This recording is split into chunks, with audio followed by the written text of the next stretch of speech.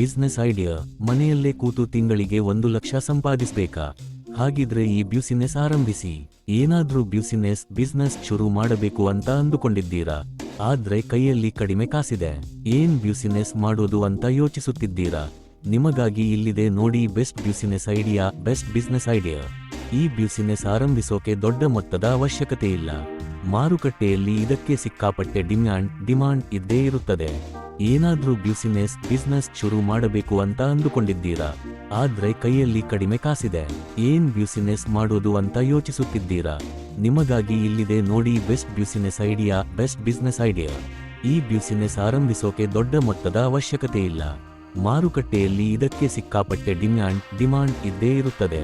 ತಮಿಳುನಾಡಿನ ದೀಪಾ ಮತ್ತು ರವಿಕುಮಾರ್ ದಂಪತಿ ನಿಜಾಮಾಬಾದ್ ಜಿಲ್ಲೆಯ ರುದ್ರೂರ್ ಮಂಡಲದಲ್ಲಿ ಸಣ್ಣ ಕೈಗಾರಿಕೆ ಸ್ಥಾಪಿಸಿ ಇಂದು ಲಕ್ಷಗಟ್ಟಲೆ ಸಂಪಾದಿಸುತ್ತಿದ್ದಾರೆ. ಮಹಿಳಾ ಸಂಘದ ಮೂಲಕ ಸಾಲ ಪಡೆದು ಈ ಬ್ಯೂಸಿನೆಸ್ ಆರಂಭಿಸಿ ಇಂದು ಅದೆಷ್ಟೋ ಜನರಿಗೆ ಮಾದರಿಯಾಗಿದ್ದಾರೆ. ಕಠಿಣ ಪರಿಶ್ರಮದಿಂದ ಏನು ಬೇಕಾದರೂ ಸಾಧಿಸಬಹುದು ಎಂದು ಒಬ್ಬ ಮಹಿಳೆ ಇಲ್ಲಿ ಸಾಬೀತುಪಡಿಸಿದ್ದಾರೆ.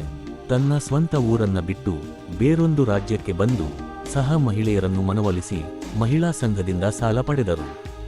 ನಂತರ ಅವರು ಸಣ್ಣ ಗುಡಿ ಕೈಗಾರಿಕೆಗಳನ್ನು ಸ್ಥಾಪಿಸಿ ಲಕ್ಷಾಂತರ ಸಂಪಾದಿಸುವ ಮೂಲಕ ಮಾದರಿಯಾದರು. ತಮಿಳುನಾಡಿನ ದೀಪಾ ಮತ್ತು ರವಿಕುಮಾರ್ ದಂಪತಿ ಕಳೆದ 30 ವರ್ಷಗಳಿಂದ ನಿಜಾಮಾಬಾದ್ ಜಿಲ್ಲೆಯ ರುದ್ರೂರ್ ಮಂಡಲ ಕೇಂದ್ರದಲ್ಲಿ ವಾಸಿಸುತ್ತಿದ್ದಾರೆ. ಅವರು ಸಣ್ಣ ಗುಡಿ ಕೈಗಾರಿಕೆ ಸ್ಥಾಪಿಸುವ ಮೂಲಕ ಇಂದು ಜೀವನ ಸಾಗಿಸುತ್ತಿದ್ದಾರೆ.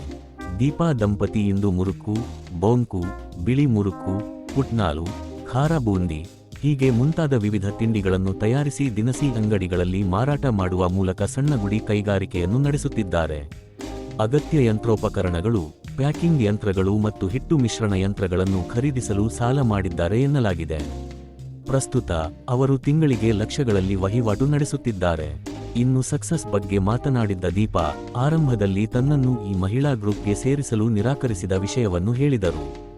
ಆದ್ರೆ ದ್ವಾರಾ ಗ್ರೂಪ್ ಸೇರಿದ ನಂತರ ಅವರು 2003ರಲ್ಲಿ 10,000 ಸಾಲವನ್ನು ಪಡೆದರು.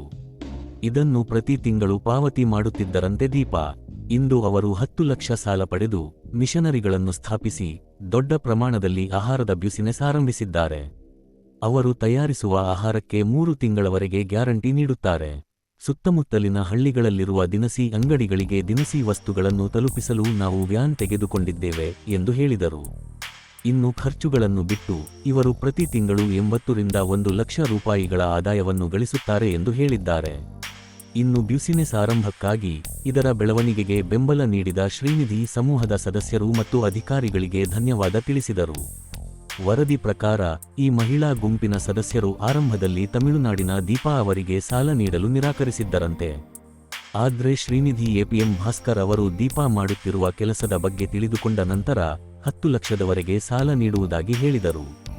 ಮಹಿಳೆಯರು ಸ್ವ-ಉದ್ಯೋಗ ಪಡೆಯಲು ಮುಂದೆ ಬಂದರೆ ಅವರಿಗೆ ಶ್ರೀನಿಧಿಯಿಂದ ಸಾಲ ಮತ್ತು ಬ್ಯಾಂಕ್ ಲಿಂಕ್ ಮೂಲಕ ಯಾವುದೇ ಅಭ್ಯಂತರವಿಲ್ಲದೆ ಸಾಲ ನೀಡಲಾಗುವುದು ಎಂದು ಅವರು ಹೇಳಿದರು.